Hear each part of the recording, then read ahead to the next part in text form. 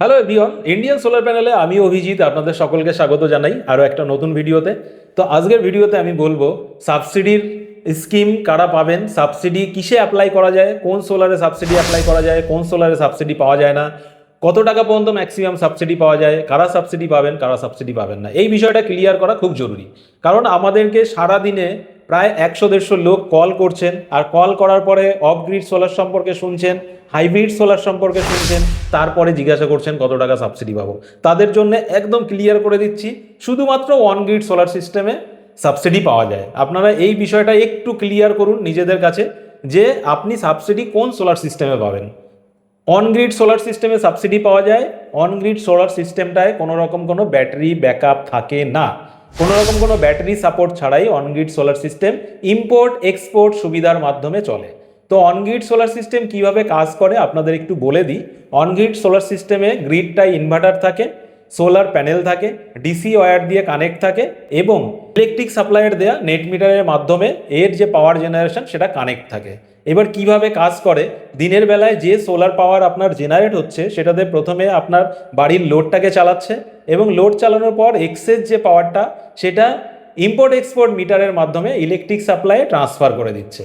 রাতের বেলায় যখন সানলাইট থাকছে না তখন আপনার যে পাওয়ারটা দিনের বেলায় আপনি এক্সপোর্ট করেছিলেন সেই পাওয়ারটাই আপনি আবার ফ্রি অফ কস্ট ইম্পোর্ট করতে পারবেন। এই অনগ্রিড সোলার সিস্টেমেই সাবসিডি পাওয়া যায়। 1 কিলোওয়াটে 30,000 টাকা, 2 কিলোওয়াটে 60,000 টাকা এবং 3 কিলোওয়াটে 78,000 টাকা, অর্থাৎ সর্বোচ্চ অনগ্রিড সোলার সিস্টেমে 78,000 টাকা পর্যন্ত সাবসিডি পাওয়া যায়। আর একটা বিষয় আপনাদের ক্লিয়ার করার দরকার, যেটা আপনারা অনেকেই জিজ্ঞাসা করেন, সেটা হচ্ছে নেট মিটারিং এবং নেট বিলিং। দেখুন, নেট মিটারিং সিস্টেমে কি হয়, সোলার সিস্টেমে জেনারেট হওয়া যে পাওয়ার আপনি ইম্পোর্ট বা এক্সপোর্ট করছেন, এক্সপোর্ট করা মানে আপনি যে পাওয়ারটা দিয়ে দিচ্ছেন, আপনার অতিরিক্ত পাওয়ার যেটা দিয়ে দিচ্ছেন, সেটা নেট মিটারিং সিস্টেমে আপনি যে রেট পাচ্ছেন, আপনি যেটা ইম্পোর্ট করছেন অর্থাৎ দিয়ে দেওয়ার পরে আপনি যেটা ফেরত নিচ্ছেন, সেটাও আপনার যা দাম গভর্নমেন্ট ধরবে আপনি যেটা দিচ্ছেন সেটারও সেম। অর্থাৎ দুটোই, ইম্পোর্ট করা ইউনিট এবং এক্সপোর্ট করা ইউনিট দুটোরই প্রাইস কিন্তু সেম সেম হবে এবং সেম সেম হওয়ার পরে আপনার বিলিং 3 মাস পরে যখন দেখবে যে আপনি কত ইউনিট দিলেন বা কত ইউনিট নিলেন, সেটার উপর আপনার দামটা হবে। যে আপনি যেটা দিয়েছেন আর আপনি যেটা নিয়েছেন, নেওয়াটার থেকে দেয়াটা বাদ দিয়ে যে ব্যালেন্সটা, যদি আপনি বেশি নিয়ে থাকেন তাহলে সেটুকুরই আপনাকে দাম দিতে হবে, আর যদি আপনি বেশি দিয়ে থাকেন তাহলে সেটা আপনার পরের মাসে অর্থাৎ পরের যে বিলিং সাইকেল আছে সেটাতে অ্যাডজাস্ট হয়ে যাবে। সেটাতে অ্যাডজাস্ট হবে বলতে আপনার কনজিউমার আইডিতে সেই ইউনিটটা জমা থাকবে। এবার এই ইউনিট জমা থাকার ক্ষেত্রেও একটা গল্প আছে। কি গল্প আছে? এই ইউনিট জমা থাকার ক্ষেত্রে যদি আপনার দেখা যাচ্ছে 100 ইউনিটের কম থাকছে, অর্থাৎ দেখা গেল আপনার 50 ইউনিট রয়েছে, তাহলে ক্যারি ফরওয়ার্ড হবে পরের মাসে। এবার দেখা গেল আপনার এক্সেস রয়েছে 110 ইউনিট, তাহলে 100 ইউনিট আপনার পেনাল্টি কাটবে, 10 ইউনিট পরের মাসের জন্য ক্যারি ফরওয়ার্ড হবে। আপনার যতটা এক্সেস থাকবে, মানে 100 ইউনিটের পরে যতটা এক্সেস থাকবে সেখান থেকে 100 ইউনিট কেটে নিয়ে বাকি ইউনিটটা আপনার ক্যারি ফরওয়ার্ড হবে পরের মাসের জন্য। এভাবেই টোটাল ফিনান্সিয়াল ইয়ার পর্যন্ত চলতে থাকে এবং ফিনান্সিয়াল ইয়ারের পরে গিয়ে যদি আপনার এক্সট্রা থাকে সেটা জিরো হয়ে যায়।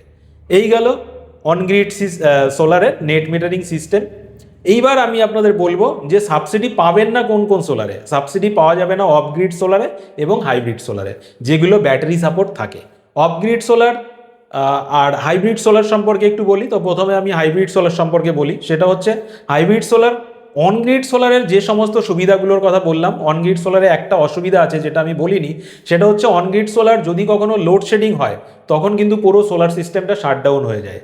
এবার হাইব্রিড সোলারের ক্ষেত্রে কি আছে, যেহেতু ব্যাটারি সাপোর্ট থাকে সেহেতু হাইব্রিড সোলার সিস্টেমে আপনি ইম্পোর্ট এক্সপোর্ট অর্থাৎ নেট মিটারিংয়ের সুবিধা পাচ্ছেন এবং অনগ্রিড সোলার সিস্টেমে যে অসুবিধাটা ছিল অর্থাৎ ইলেকট্রিক সাপ্লাই যদি লোডশেডিং হয়ে যায় তখন যেমন শাটডাউন হয়ে যাচ্ছিল, হাইব্রিড সোলার সিস্টেমে কিন্তু আপনি আনকাট পাওয়ার সাপ্লাই পাবেন, কারণ এটাতে ব্যাটারির সাপোর্ট আছে। যখন আপনার দিনের বেলায় সোলার পাওয়ারে চলছে তখন সোলার প্যানেল থেকে যে পাওয়ার জেনারেট হচ্ছে প্রথমে আপনার বাড়ির লোডটাকে চালাবে, দ্বিতীয় আপনার ব্যাটারিটাকে চার্জ করবে, তৃতীয় হচ্ছে গ্রিডে এক্সপোর্ট করবে।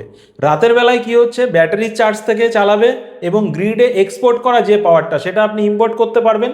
সেভাবে আপনার রাত চলে যাবে, অর্থাৎ এক্সপোর্ট করা পাওয়ারটাকে ইম্পোর্ট করছেন আর ব্যাটারি ব্যাকআপের সাপোর্ট নিয়ে নিচ্ছেন, আপনার সারা রাত কভার হয়ে গেল। আর এখানে লোডশেডিংটা কোনো ব্যাপার না, যেহেতু ব্যাটারির সাপোর্টটা থাকছে সেহেতু লোডশেডিংয়ের টাইমটুকু কিন্তু আপনি ব্যাটারির থেকে পুরোপুরি সাপোর্ট পাচ্ছেন।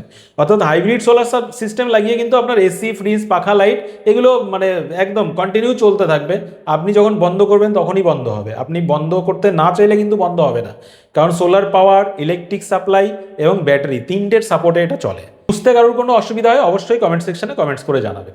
আর এরপর বলি অফ গ্রিড সোলার সিস্টেম। দেখুন, অফ গ্রিড সোলার সিস্টেমে একটা সুবিধা নেই, সেটা হচ্ছে ইম্পোর্ট এক্সপোর্ট করার সুবিধাটা নেই। কিন্তু অফ গ্রিড সোলার সিস্টেমে ব্যাটারির সাপোর্ট থাকে, অফ গ্রিড সোলার সিস্টেমে ব্যাটারি থাকে, সোলার প্যানেল থাকে, সোলার ইনভার্টার থাকে।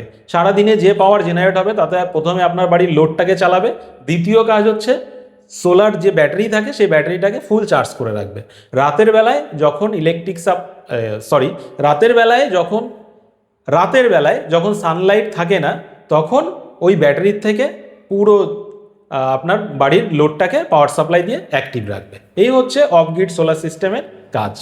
তো এই অফ গ্রিড, হাইব্রিড এবং অন গ্রিড সম্পর্কে যদি আপনাদের কোনো রকম কোনো বুঝতে অসুবিধা হয় অবশ্যই কমেন্ট সেকশনে কমেন্টস করে জানান, আমি আপনাদের প্রত্যেকের রিপ্লাই দেওয়ার চেষ্টা করব।